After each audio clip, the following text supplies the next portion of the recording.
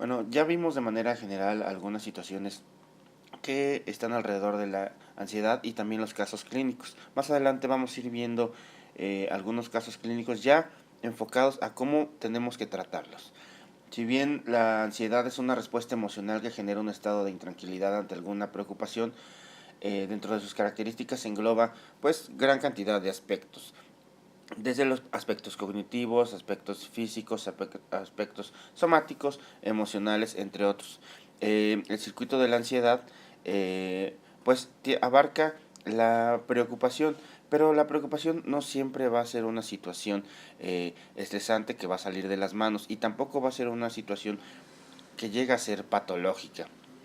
Sin embargo, va muy ligada al miedo. Esa preocupación, cuando va ligada al miedo, ataca otros circuitos neuronales que van a llegar a lastimar la funcionalidad del paciente y a generar una cambios en el comportamiento y cambios en la calidad de vida. Y bueno, pues algunas de las estructuras anatómicas que van a estar sumamente involucradas en esta generación de la preocupación y de la generación del miedo, pues se encuentran en el área de la corteza visual, el, el área del cíngulo, el caudado, el tálamo, el parahipocampo, el hipocampo, la amígdala. Estas estructuras van a estar hiperreaccionando de acuerdo a las situaciones estresantes y a la larga van a ser la que mantengan este proceso de preocupación, miedo y ansiedad. Esta preocupación sostenida pues va a generar no solamente los síntomas psicológicos, sino también los síntomas físicos, y esto se va a traducir en una merma de la calidad de vida de aquella persona que esté teniendo este padecimiento.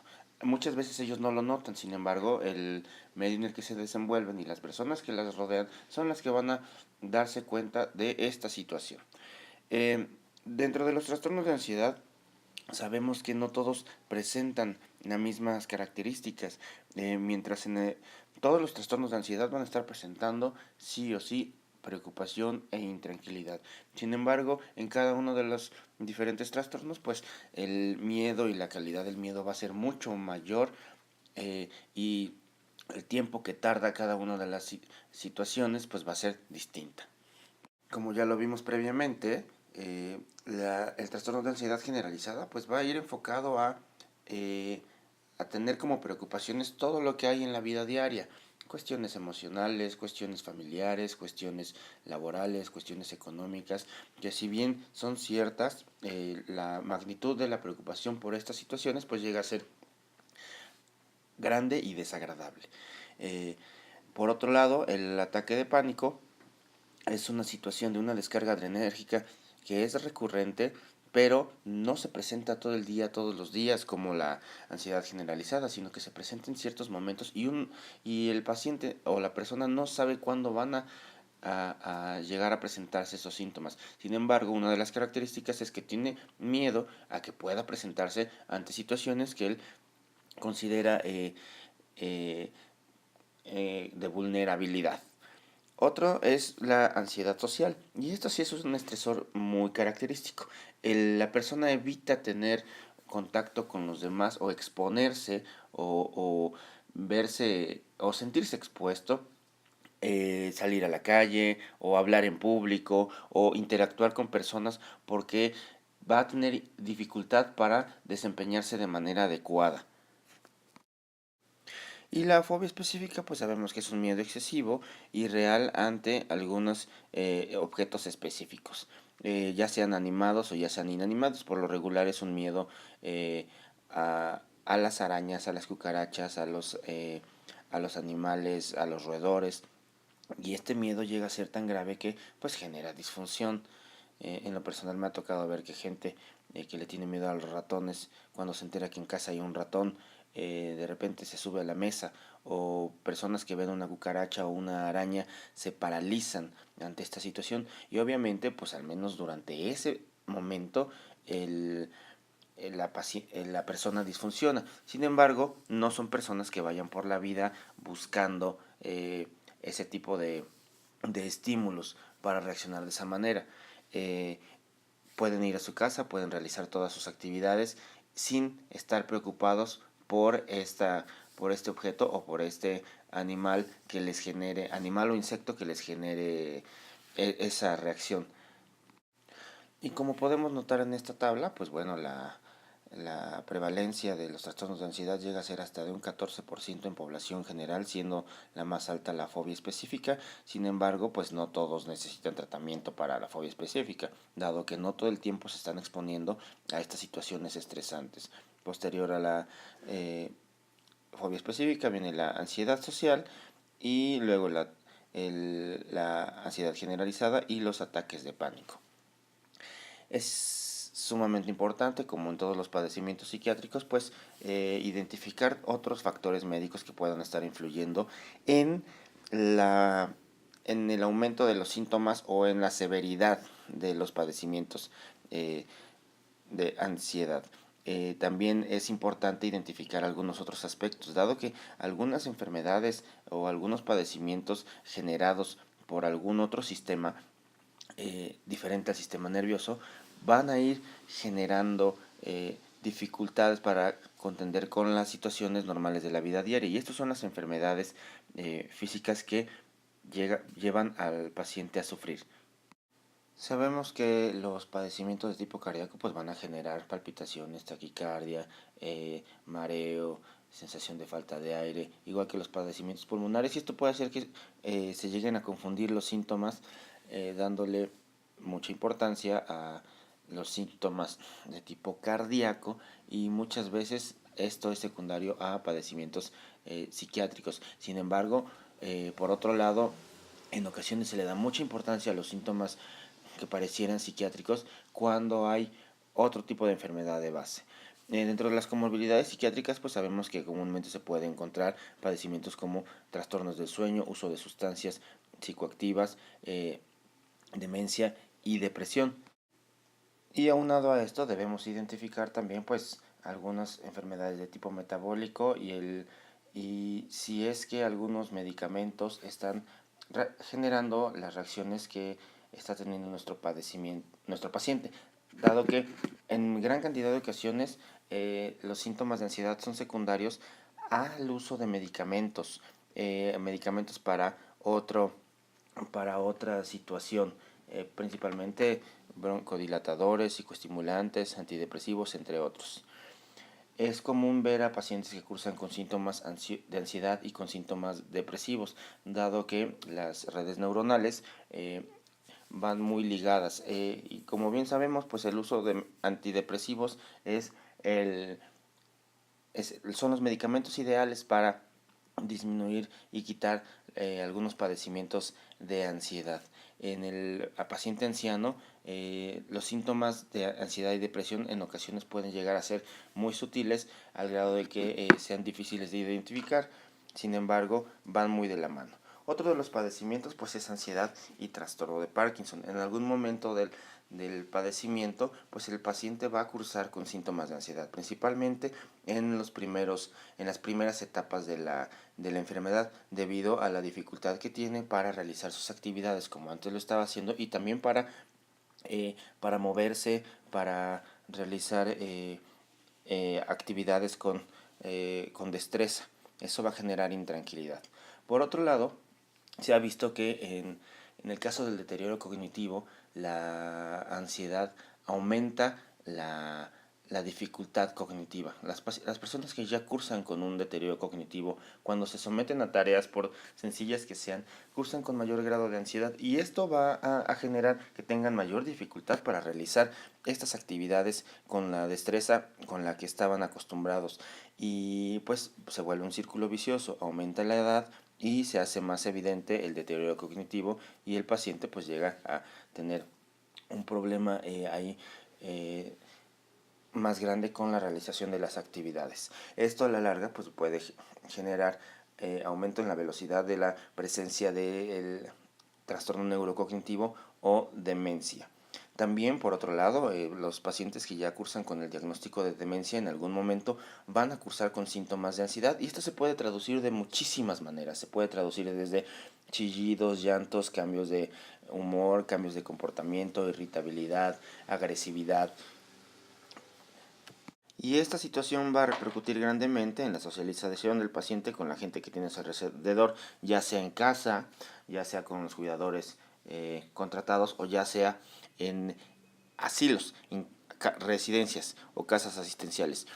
Obviamente la ansiedad pues va a generar mayor cambio en la funcionalidad, no solamente física o mental, sino también una funcionalidad familiar y social. Esta ansiedad en ocasiones puede llegar a ser tan intranquilizante que deteriora el funcionamiento de los pacientes. Y este funcionamiento pues es el funcionamiento global.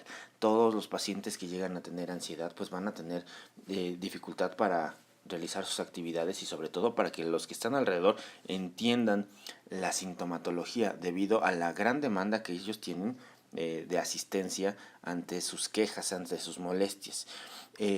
Y esto va a repercutir, obviamente, en una intranquilidad por las personas que están alrededor y también puede generar violencia. Previamente habíamos hablado de la importancia de realizar una exhaustiva investigación acerca de situaciones médicas que puedan estar generando la patología ansiosa.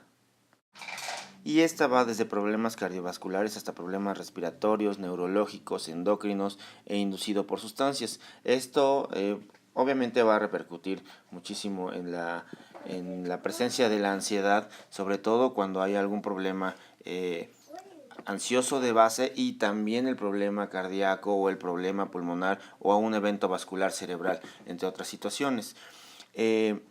Muchas veces es confundido la sintomatología por el origen y también entre los trastornos de ansiedad pues, son confundidos y sabemos que la ansiedad generalizada es de todo el día, todos los días y es una ansiedad flotante cuando el ataque de pánico es por momentos. Es por eso importante realizar una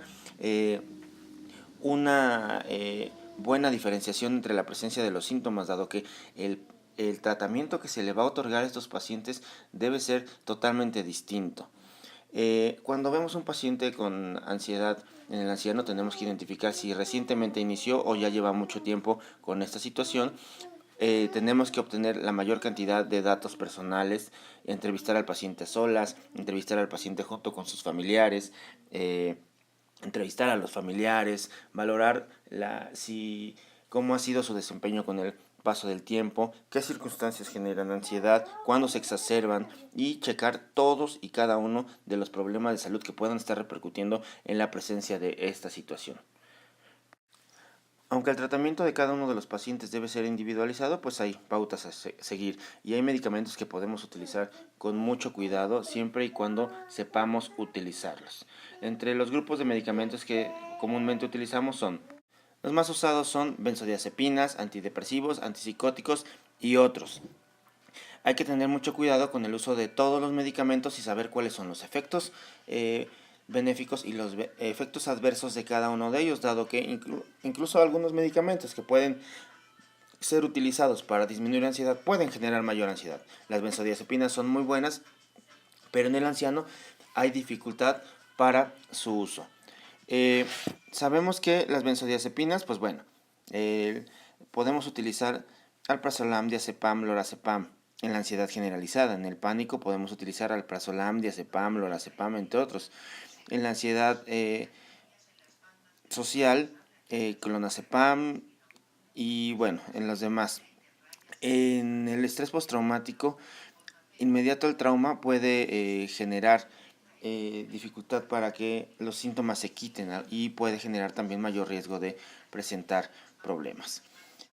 Y bueno, pues aunque las benzodiazepinas son seguras, bien utilizadas, el medicamento de primera línea para este tipo de padecimientos siempre va a ser un inhibidor selectivo de la recaptura de serotonina, dentro de los cuales encontramos sertralina, citalopram, escitalopram, paroxetina, fluoxetina, fluvoxamina, actualmente existe vortioxetina, y son medicamentos de muy muy seguros y muy buenos para todos estos padecimientos. Obviamente, los síntomas en agudo, las benzodiazepinas pueden ser de utilidad, sin embargo, tienen un riesgo muy alto de dependencia. Y para los padecimientos crónicos, pues el utilizar los ISRS va a ser muy bien. La ventaja de estos medicamentos es que tienen una poca interacción con otros medicamentos y esto puede eh, dar lugar a que si hay algún otro padecimiento comórbido, no haya como mucho riesgo con el uso de otros medicamentos. Eh, las benzodiazepinas, pues sabemos que son muy usadas, muy utilizadas por todos los médicos de otras especialidades, también por los psiquiatras, eh, porque son muy buenas, muy seguras, pero desafortunadamente pues tienen un alto riesgo de dependencia. Las mujeres las utilizan en mayor proporción porque son las que más acuden a los servicios de salud. Eh, la ventaja es que disminuyen la sintomatología a corto plazo, pero en el anciano el problema es que generan mayor riesgo de caídas eh, y mareo, entre otros síntomas. Eh, Estos son de elección para ansiedad aguda, para los síntomas acusados, pero no para padecimientos crónicos. Lorazepam y oxazepam son medicamentos que llegan a ser bastante seguros en personas que están consumiendo sustancias o que llegan intoxicadas por alcohol, porque bueno, sabemos que el uso del alcohol llega a ser uno de las condiciones frecuentes que se asocian a la ansiedad, dado que el alcohol disminuye esta situación de intranquilidad.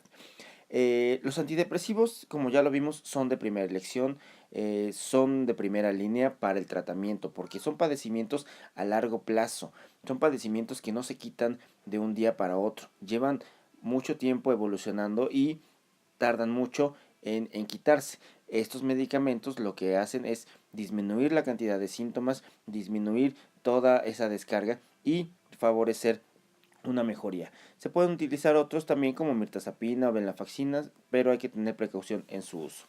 Eh, Hay otros medicamentos que se utilizan con mucha facilidad que llegan a ser buspirona, antipsicóticos, gabapentina y otros medicamentos como propanolol, hidroxicina, difenidramina y medicamentos de otra familia. Sin embargo, sabemos que todos los tratamientos deben seguir las líneas recomendadas o deben de estar regidos bajo las guías de tratamiento médico. Los antipsicóticos no son de primera línea, pero pueden ayudar para disminuir los síntomas en agudo. Tenemos que también tener en cuenta que hay medicamentos que no van a hacer un efecto benéfico para el paciente, pero debemos de hacer los ensayos terapéuticos. En algún momento estos medicamentos los vamos a utilizar, vamos a hacer el ensayo terapéutico hasta 3 meses y si la sintomatología no disminuye como pensamos, a pesar de estar con las dosis adecuadas, pues tenemos que hacer un switcheo con otros medicamentos.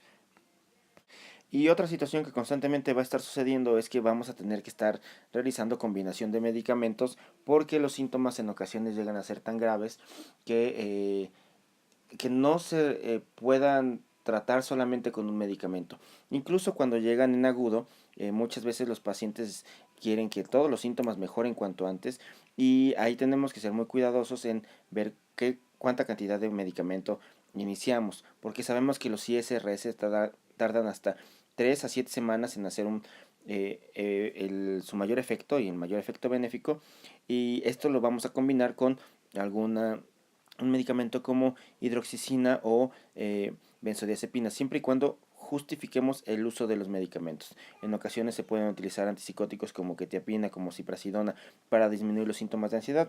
Sin embargo, tenemos que ser muy cuidadosos en su uso.